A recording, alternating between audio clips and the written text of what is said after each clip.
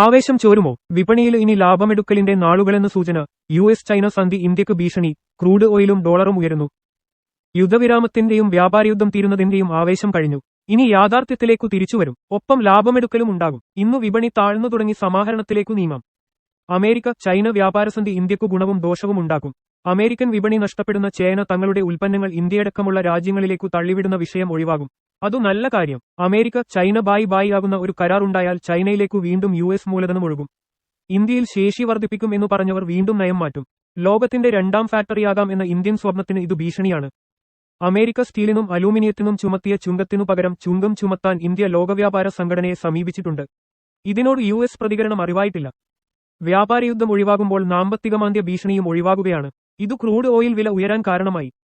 Derivative വിപണിയിൽ gift Nifty തിങ്കളാഴ്ച രാത്രി 24,952 ക്ലോസ് ചെയ്തു.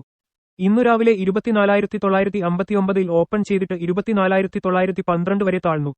പിന്നീട് അല്പം കയറി. ഇന്നു വിപണി നഷ്ടത്തിൽ വ്യാപാരം തുടങ്ങുമെന്നാണ് ഇത് സൂചിപ്പിക്കുന്നത്. വിദേശ വിപണി. യൂറോപ്യൻ വിപണികൾ ഇന്നലെയും ഉയർന്നു. ജർമ്മൻ സൂചിക ഡാക്സ് റെക്കോർഡ് തിരുത്തി. US-ചൈന ഒത്തുതീർപ്പ് US വിപണികളെ കുത്തനെ ഉയർത്തി. തിങ്കളാഴ്ച ഡൗ ജോൺസ് സൂചിക 1160.72 പോയിന്റ് 2.81% കയറി 42,410.10 ക്ലോസ് ചെയ്തു. S&P 500 സൂചിക 184.25 പോയിന്റ് 3.26% കുതിച്ച് 5,844.19 അവസാനിച്ചു. നാസ്ഡാക്ക് 779.43 പോയിന്റ് 4.35% ഉയർന്ന് 18,708.30 US ഫ്യൂച്ചേഴ്സ് ഇന്നു രാവിലെ താഴ്ചയിലാണ്. ഡൗ 0.20 S&P 0.26 നാസ്ഡാക്ക് 0.34% താഴ്ന്നു നിൽക്കുന്നു. ഇന്നലെ നേട്ടത്തിലായിരുന്ന ഏഷ്യൻ വിപണികൾ ഇന്നും കയറ്റത്തിലാണ്. ജപ്പാനിൽ നിക്കൈ സൂചിക തുടക്കത്തിൽ 2.2% ഉയർന്നു. ഹോങ്കോങ്, ഷാങ്ഹായ് സൂചികകൾ കയറി. കുതിച്ചുകയറി ഇന്ത്യൻ വിപണി. അതിർത്തി സംഘർഷം അവസാനിച്ചതും US-ചൈന വ്യാപാരയുദ്ധം തീരുന്നതും ഇന്നലെ ഇന്ത്യൻ വിപണിയെ 4 വർഷത്തിനുള്ളിലെ ഏറ്റവും വലിയ ഏകദിന നേട്ടത്തിലേക്ക് നയിച്ചു. എന്നാൽ അമേരിക്കൻ പ്രസിഡന്റ് ഔഷധവില 30 മുതൽ 80 വരെ ശതമാനം കുറയ്ക്കാൻ നടപടി പ്രഖ്യാപിച്ചത് ഫാർമ കമ്പനികളുടെ ലാഭം ചോർത്തും എന്നതു വിപണിക്കു തിരിച്ചടിയായി. സൺ, ഗ്ലെൻമാർക്ക്, സിപ്ല, അരവിന്ദോ തുടങ്ങിയവ താഴ്ന്നു. ഫാർമ സൂചിക രാവിലെ വലിയ ഇടിവിലായിട്ടു വൈകുന്നേരം നാമമാത്ര നേട്ടത്തിൽ അവസാനിച്ചു. മിഡ് ക്യാബ് 100, സ്മോൾ ക്യാബ് 100 സൂചികകൾ 4% നേട്ടത്തിലാണു വ്യാപാരം അവസാനിപ്പിച്ചത്. IET സൂചികയാണ് ഇന്നലെ ഏറ്റവുമധികം 6.7% കുതിച്ചത്. Oracle Financial 8.90, Infosys 7.69, Coforge 7.37, Persistent 7.31% ഉയർന്നു. തിങ്കളാഴ്ച നിഫ്റ്റി 916.70 പോയിന്റ് 3.82% കുതിച്ച് 24,924.70 ക്ലോസ് ചെയ്തു. സെൻസെക്സ് 2,975.43 പോയിന്റ് 3.74% നേട്ടത്തോടെ 82,429.90 വ്യാപാരം അവസാനിപ്പിച്ചു. ബാങ്ക് നിഫ്റ്റി 1,787.60 പോയിന്റ് 3.34% കയറി 55,382.85 അവസാനിച്ചു. മിഡ് ക്യാബ് 100 സൂചിക 2,192.70 പോയിന്റ് 4.12% ഉയർന്ന് 55,416.05 സ്മോൾ ക്യാബ് 100 സൂചിക 681.65 പോയിന്റ് 4.24% കയറി 16,767.30 ക്ലോസ് ചെയ്തു. വിശാല വിപണിയിലെ കയറ്റ ഇറക്ക അനുപാതം കയറ്റത്തിന് അനുകൂലമായി മാറി. BSEയിൽ 3,541 ഓഹരികൾ ഉയർന്നപ്പോൾ 582 ഓഹരികൾ ഇടിഞ്ഞു. NSEയിൽ ഉയർന്നത് 2,614 എണ്ണം, താഴ്ന്നത് 329 ഓഹരികൾ മാത്രം. NSEയിൽ 47 ഓഹരികൾ 52 ആഴ്ചയിലെ ഉയർന്ന വിലയിലെത്തിയപ്പോൾ താഴ്ന്ന വിലയിലെത്തിയത് 24 എണ്ണമാണ്. 322 ഓഹരികൾ അപ്പർ സർക്യൂട്ടിൽ എത്തിയപ്പോൾ 35 എണ്ണം ലോവർ സർക്യൂട്ടിലെത്തി. BSEയിലെ ഓഹരികളുടെ മൊത്തം വിപണി മൂല്യം ഇന്നലെ 16 ലക്ഷം കോടി രൂപ കണ്ടുവർദ്ധിച്ച് 432.56 ട്രില്യൺ ലക്ഷം കോടി രൂപയായി. ഡോളറിൽ 5.05 ട്രില്യൺ ഉണ്ട്. വിദേശ നിക്ഷേപകർ തിങ്കളാഴ്ച ക്യാഷ് വിപണിയിൽ 1,246.48 കോടി രൂപയുടെ അറ്റ വാങ്ങൽ നടത്തി. സ്വദേശി ഫണ്ടുകൾ 1,448.37 കോടി രൂപയുടെ ഓഹരികളും വാങ്ങി. കുതിപ്പ് തുടർന്നാൽ നിഫ്റ്റി 25,200 ലക്ഷ്യമിട്ടു നീങ്ങുമെന്നാണ് പ്രതീക്ഷ. അതിനിടെ ലാഭമെടുക്കലിനുള്ള വിൽപ്പന സമ്മർദ്ദവും ഉണ്ടാകും. ഇന്നു നിഫ്റ്റിക്ക് 24,530 24,400 പിന്തുണയാകും. 24,970 25,100 തടസ്സമുണ്ടാകാം. സ്വർണം ഇടിവിൽ. US-ചൈന വ്യാപാര ധാരണയെ തുടർന്നു സ്വർണം താഴ്ന്നു. സുരക്ഷിത നിക്ഷേപം എന്ന നിലയിൽ സ്വർണത്തെ ഇപ്പോൾ ആവശ്യമില്ലാതായി എന്നതാണു കാരണം. ഡോളറിന്റെ കരുത്തു കൂടുന്നതും വിലയെ താഴ്ത്തുന്നു. സ്വർണം അടുത്ത വർഷം രണ്ടാം പാദത്തിൽ ഔൺസിനു $4,000 2029-ൽ $6,000 എത്തുമെന്നു JP മോർഗൻ വിശകലനക്കാർ റിപ്പോർട്ട് ചെയ്തു. ഈ വർഷാവസാനം അവർ കാണുന്ന വില $3,675 ആണ്. ഈ വർഷം ഇതുവരെ 20% ഉയർന്ന സ്വർണം 20% കൂടി ഉയരുമെന്നാണ് അവരുടെ നിഗമനം. US-ചൈന വ്യാപാര ധാരണയ്ക്കു തൊട്ടുമുൻപായിരുന്നു ഈ വിശകലനം.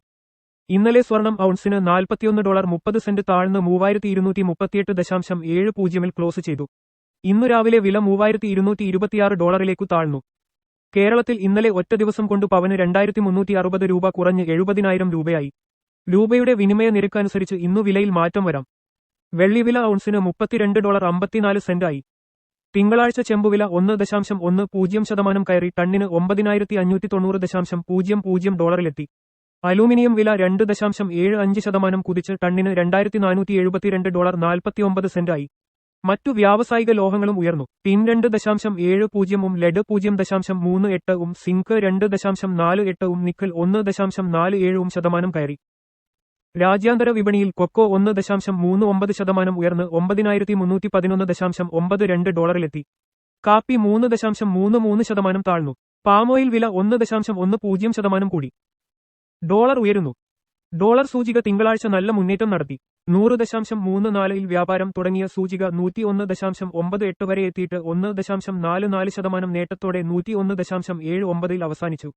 ഇന്നു രാവിലെ സൂചിക 101.65-ലാണ്. യൂറോ ഇന്ന് $1.11 താഴ്ന്നു. ഒരു പൗണ്ട് 318 പെനി ഡോളറിലേക്ക് താഴ്ന്നപ്പോൾ ജാപ്പനീസ് yen ഡോളറിന് 147.86 എന്ന നിരക്കിലേക്ക് താഴ്ന്നു.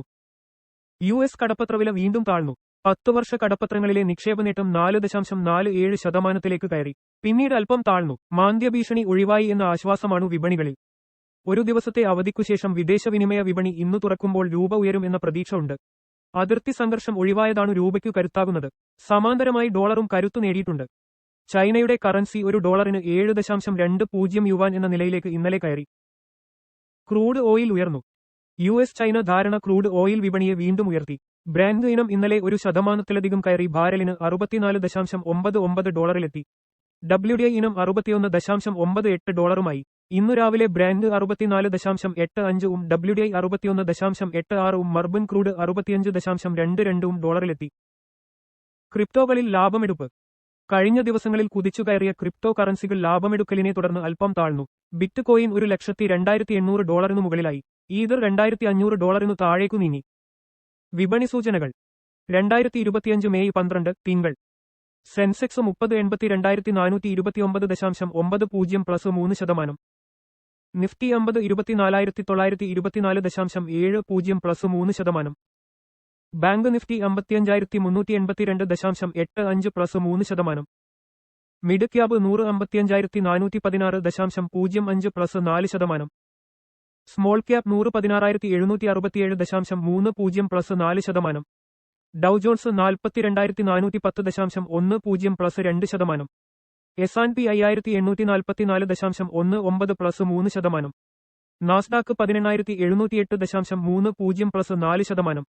ഡോളർ $85 37 സ്വർണം ഔൺസ് $3,238.10 $41.30. സ്വർണം പവൻ 70,000 രൂപ 2,360 രൂപ. Crude brand oil $64.99 plus $0.76.